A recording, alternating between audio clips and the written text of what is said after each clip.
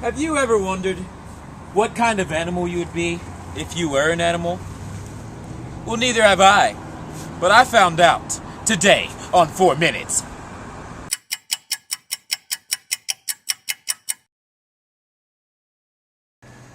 So, Mr. Stevens, what inspired you to create such a world-changing app? Well, the world of artificial intelligence I felt was very lacking. Now, we had Watson, but there was a void still. So I thought, what could I do to fill this void? And it came to me. An algorithm that guessed what animal you were. And that's how it started.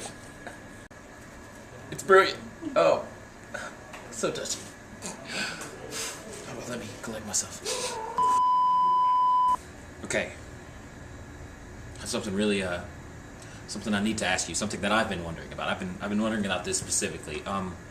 I know you being a genius like you are. Everything's all bees and honey and cakes and cookies. But what was the hardest part? What was the toughest cookie to crack, per se, in this app? That's a very good question. I believe the hardest part of the whole design process was the reading from the file into the tree recursively and making sure that the tree was actually being built and I wasn't just inserting random nodes.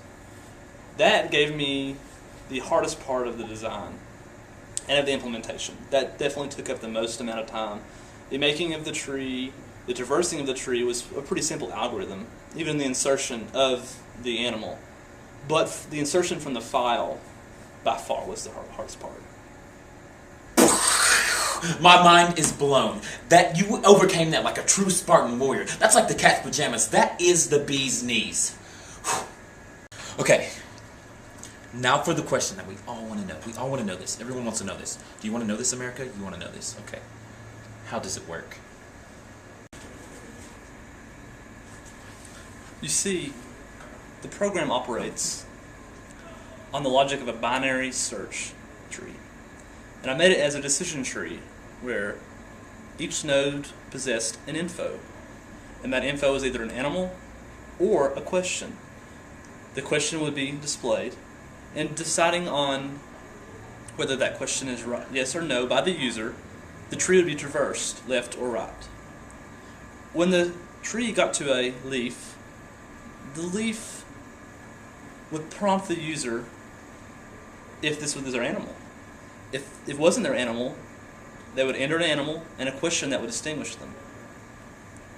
I then would have an algorithm that would, based on the user's decision of was this question yes or no for the animal, put the animal in question in the tree so that when further traversal, that animal would be prompted.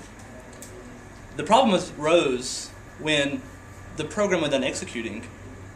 All of the newer animals would have been deleted.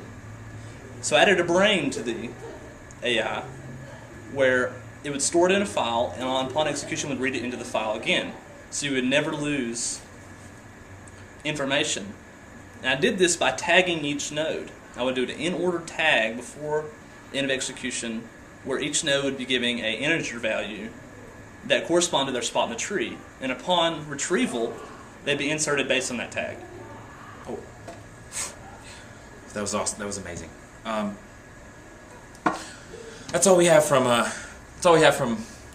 the brilliant Mr. Stevens today. Join us next week for Kittens with Attitude.